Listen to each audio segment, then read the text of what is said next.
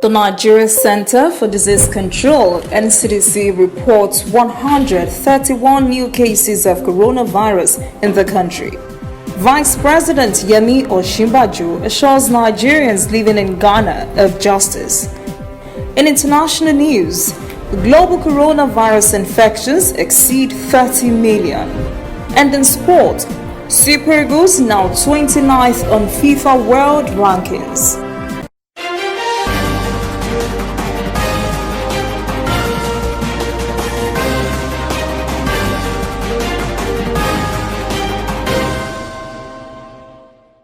This is ANN News. I am Olajumoke Olatunji. Nigeria recorded 131 COVID-19 infections on Thursday, bringing the total number of cases to 56,735. The Nigeria Center for Disease Control confirmed the new cases were recorded in 18 states and the Federal Capital Territory. Lagos State had the highest number of infections with 45 cases, followed by Kaduna and Plateau with 17 each, and the Federal Capital Territory reporting 16. Delta and Niger reported 6 cases each. NCDC reports 2 COVID-19 deaths in the previous 24 hours, bringing total fatalities to 1,093. Slightly more than 48,000 patients are said to have recovered. They have all been discharged. Minister of Information and Culture, Lai Mohammed, says President Muhammadu Buhari has succeeded more than his predecessors in bringing medulla refineries into reality in the country. The minister made the statement earlier in the week while touring the Walter Smith Medulla Refinery and Petrochemical Company in Ibigwe, Imo State. The refinery is due for commissioning next month. The minister said refineries in the country were able to come into being because of the enabling environment created by the Buhari administration. He said many previous governments talked about medulla refineries, but none was able to bring them to reality until now.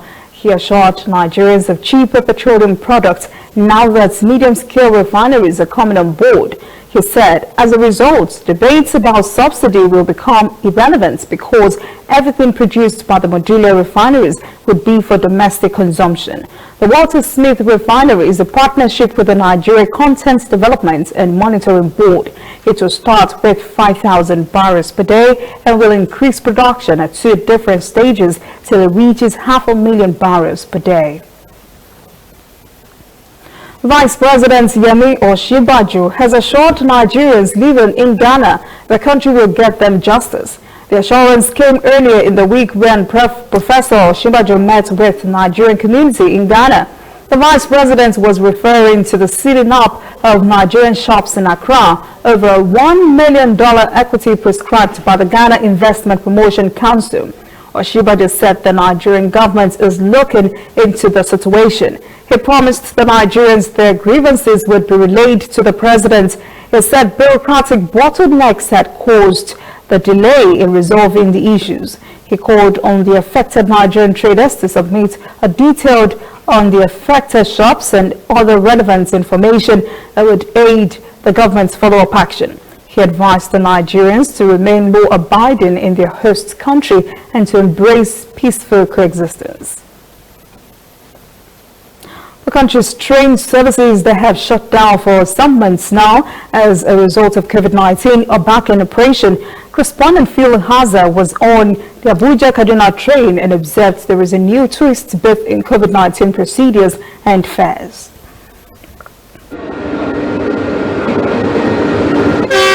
Nigeria's railway service is back in operation after being shut for nearly 5 months due to COVID-19.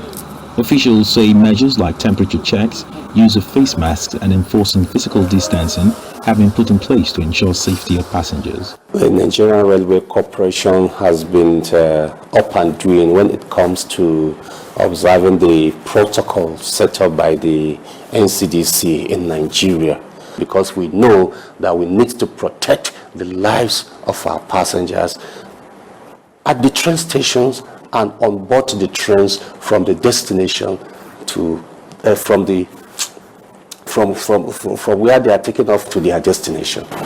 The Nigeria Railway Corporation halted services across the country in March. It shut stations like this one, which mainly caters for passengers commuting to and from the nation's capital Abuja and Kaduna State. Before lockdown ended last month, authorities decontaminated the entire train station, including the coaches and walkways. In addition, physical distancing foot signs had to be placed on the floor, and seats at the lounge were marked to help keep people 1 meter apart as advised by health officials. And as passengers settle on the train, it's not business as usual. These aren't the regular sitting arrangements for this couch. As part of measures to ensure people maintain physical distancing and stay safe from contracting the coronavirus, the sitting capacity of this train had to be reduced to about half. However, this development comes with an extra cost of an additional 100% to the original fare. That hasn't gone down well with some passengers. I do have a problem with the increase in the fare price for the train service. Of course, some of us, it's not a difficult thing to afford it. But if we as a government said we want to ease the mode of transportation for the majority of the poor people in Nigeria, I think the increase in price is not a good one. The government can still do more for the people, you know. Not all the time the people have to pay the price for everything. Government can still look in good faith and say, okay, this thing, since it's happening this way, we can as well just make it like 50%. You get, instead of paying, as the former was 139, you're paying 26. Authorities say the hike in price is required to help keep the train service running during this period of the pandemic. You see, we have to make some little upward adjustment of the fares because of the social distancing. Since we have cut down the number of seats in the train, we have to do that so that we'll be able to sustain the train's operation. The government says the increased fares are only temporary until the pandemic is over and trains can accommodate passengers at full capacity. It plans to ensure rail transportation remains open in order to boost economic activities across the country.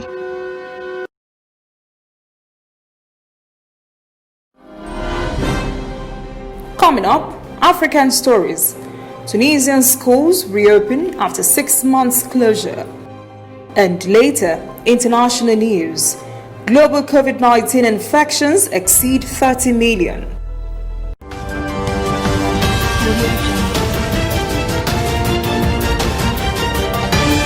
You are watching ANN.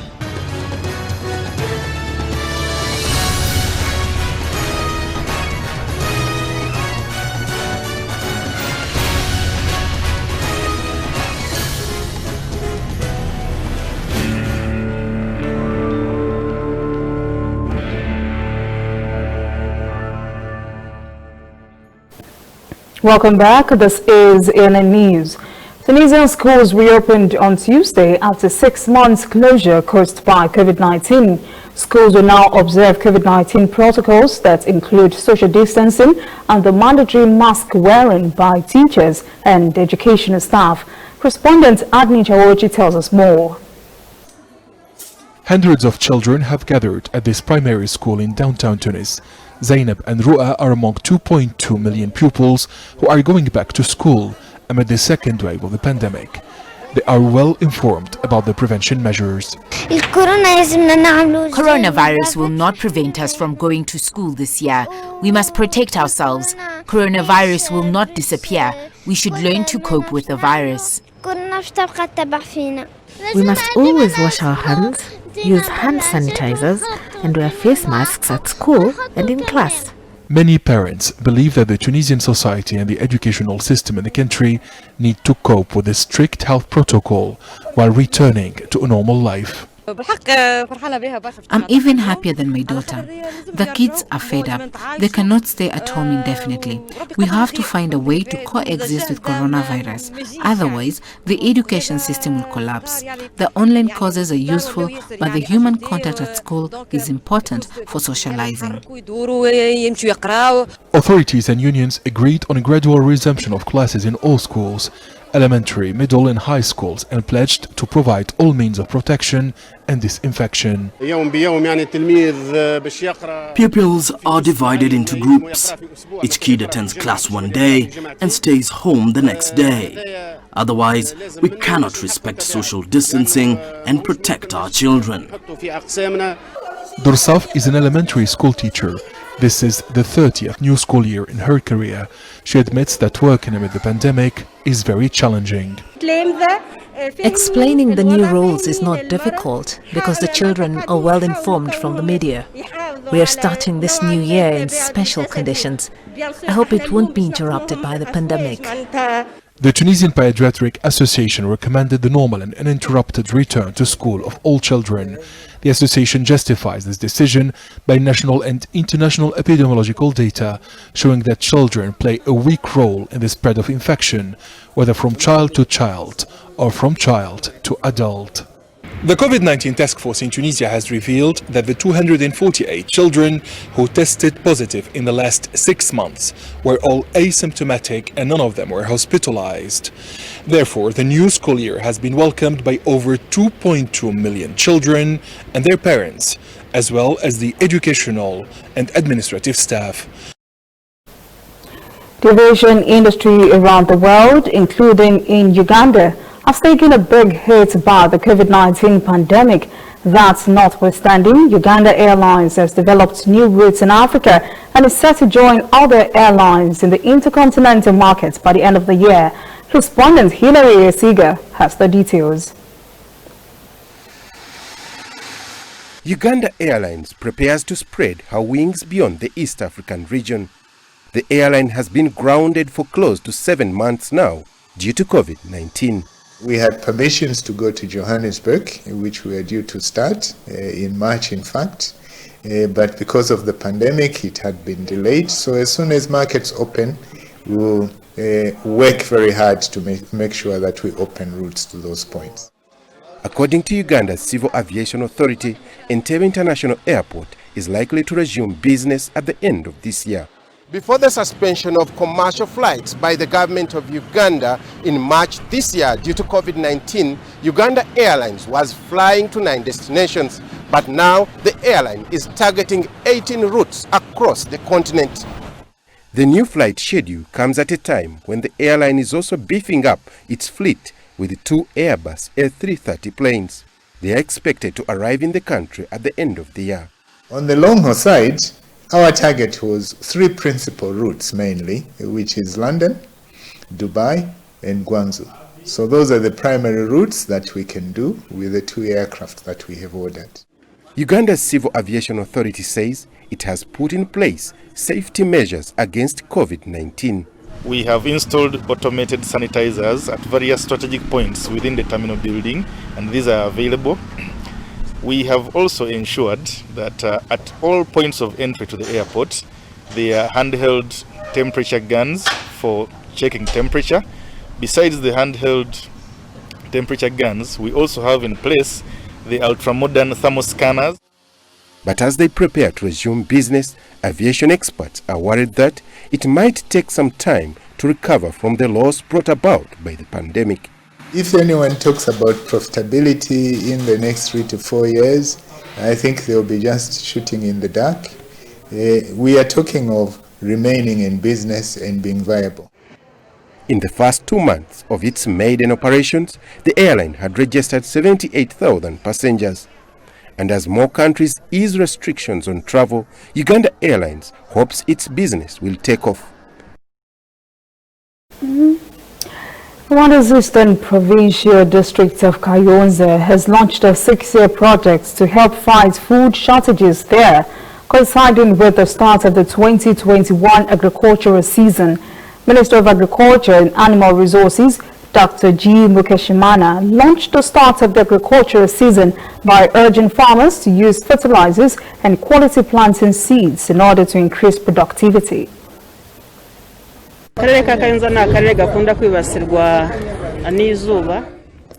Kayonza district is frequently affected by severe dry spells, and the project is meant to help us deal with the effects of climate change by putting in place the proper infrastructure to enable farmers to increase their harvests, such as irrigation facilities. We also want to increase productivity so that we can become self-sufficient, which is why we're asking farmers to fully exploit these opportunities that will also help with providing more employment and assist them to progressively overcome poverty. This vast project will now address irrigation and soil erosion issues from the hills surrounding marshlands.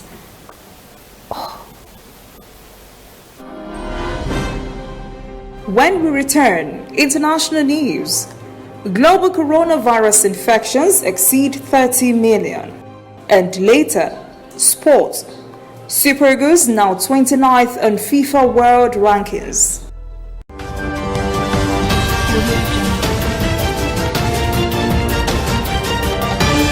You are watching ANN. Somewhere in the world, every second of the day, news is happening. And of course, Nigeria is bustling with news day and night. That is why ANN doesn't sleep. Our eyes are peeled, wide open, so no story escapes our radar. We stay abreast of world events and happenings at home. We keep you up to the minute in the world of sports. We give you information to stay on top of your investments and all the hard facts you need to navigate your day. If you miss us on air, you can keep up to date on our website and on our social media platforms, Twitter, Instagram and Facebook at ANN Africa TV. We are ANN, Africa News Network. We do news right in a truly African spirit.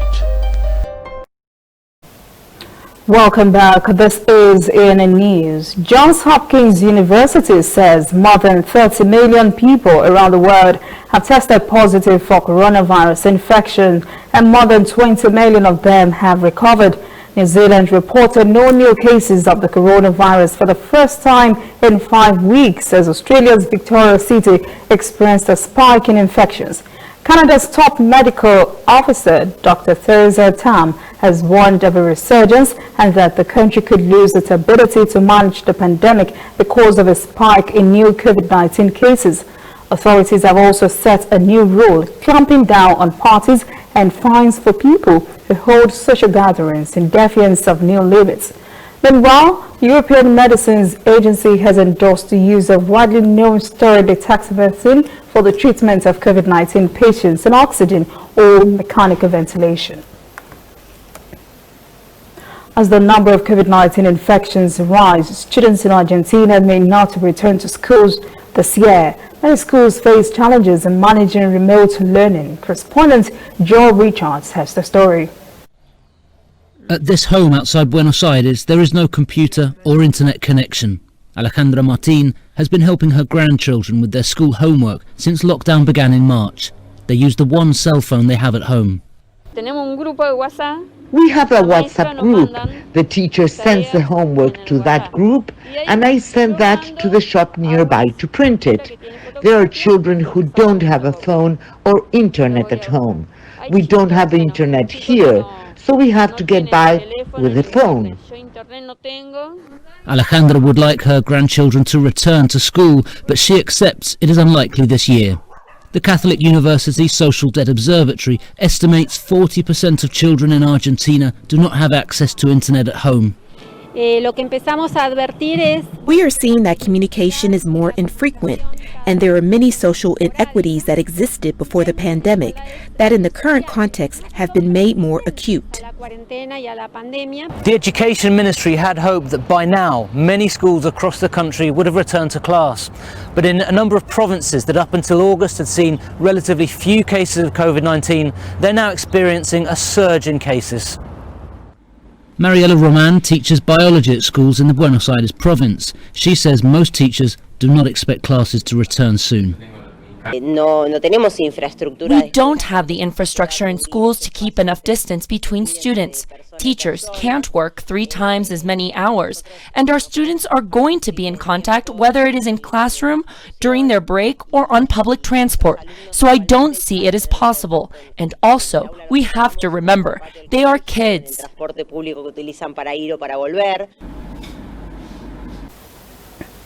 Protesters in Belarus are still angry in their 6th week of mass protests, demanding the resignation of President Alexander Lukashenko. The president has announced in retaliation is putting troops on high alert and closing the country's borders with Poland and Lithuania. He also said the Belarusian border with Ukraine would be strengthened. Lukashenko insists the 6 weeks of protest are driven by the West. He faces increasing criticism from the United States and the European Union. Demonstrations began after the disputed August presidential election. Official results gave the authoritarian leader a 6th term in office. Results opponents say were manipulated. Bolivia's interim president, Jenny Annex, has withdrawn from next month's presidential election, saying she's withdrawing in the interest of the party. Annex, a former conservative senator, took office during the power vacuum that followed former President Morales' departure after allegations of irregularities in last year's election. Those allegations followed violent protests and army pressure forced the country's first indigenous president into exile in Mexico. Annex says if she does not step down, Morales would possibly return to power. She declined to name the candidate for whom she will vote. Next month's election is the delayed rerun of last year's ballot. Annex's candidacy had sparked controversy after she initially ruled herself out and pledged to guide the country to transparent new elections. By pulling out of the race, analysts say Annex could increase chances that the election will be pushed to a second round by consolidating the anti-Ox vote. To avoid a second round, the election winner requires at least 40% of valid votes in the first round and a 10-point advantage over the closest competitor. BMW Automotive Group has announced it will significantly increase its battery cell orders from a Chinese company in order to boost its vehicle electrification program. Sun Tingyong reports. China's auto market has seen positive growth for 5 months in a row after major setbacks in the first quarter due to the COVID-19 outbreak. According to official data, August sales reached over 2 million units. That's 11.6% more compared to last year's number. The industry's performance over recent months are promising signs for overseas companies, including BMW Brilliance Automotive, a Sino-German joint venture based in Shenyang. We believe in the growth potential here in China, and in particular the growth potential for high-quality cars. It's for us a logical consequence that we, of course, invest into a new product and new facilities here offering state-of-the-art technology into China. This time, BBA is eyeing the new energy vehicle market. Despite the outbreak's impact, German carmaker BMW has expanded its business in Shenyang and decided to open another new battery center for its latest electric model aimed at Chinese and global markets. The company says its expansion in Shenyang will help boost research and development and double the production of its 5th-generation high-voltage batteries. Work resumed on schedule even amid the outbreak, while safety of the associates has been guaranteed thanks to the support of local authorities. So that's why we already started mid of February with our production, and since then more or less are on full capacity. At the moment we are producing more than 60,000 cars every month. With the launch of the new center in Shenyang, BBA say they're ready to further tap into the electric vehicle market and lead the industry's development in China and the world. Up next, sports. Super Eagles now 29th on FIFA World Rankings. Please stay with us.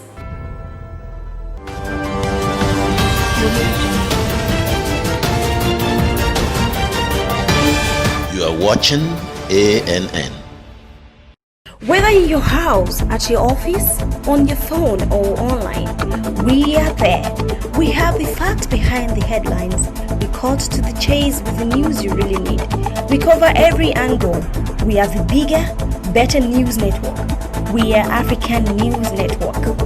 ANN. Watch ANN News on MITV from a truly African spirit. Welcome back. This is ANN News. In sport, Nigeria is now 29th on the FIFA World Rankings. The global order of national team seedings, updated monthly, was stopped since March because of COVID-19. Prior to the latest ranking, the Super Eagles were 31st on the continent. Now, the ranking puts them in third place behind the Teranga Lions of Senegal, who are in the 20th position, and the Eagles of Tunisia, who occupy the 26th position. Indian Premier League starts on Saturday, but the 2020 tournament is expected to be a welcome relief to cricket fans during the coronavirus pandemic. A short-form extravaganza national normally starts in March, but along with other major international sporting events, was postponed as countries went into virus lockdowns. It was then moved to the United Arab Emirates as cases rose in India. All the 8 teams have been in strict biosecure bubbles since landing in the UAE. There will be no gala opening ceremony for the world's richest T20 league, and the games will be played behind closed doors at 3 venues, including Dubai. That is ANN News this evening. Thank you for joining us. For details on these and other breaking stories, visit our website, annafrica.news. Conversation continues on our social media platforms, Twitter, Instagram, and Facebook at ANN Africa TV.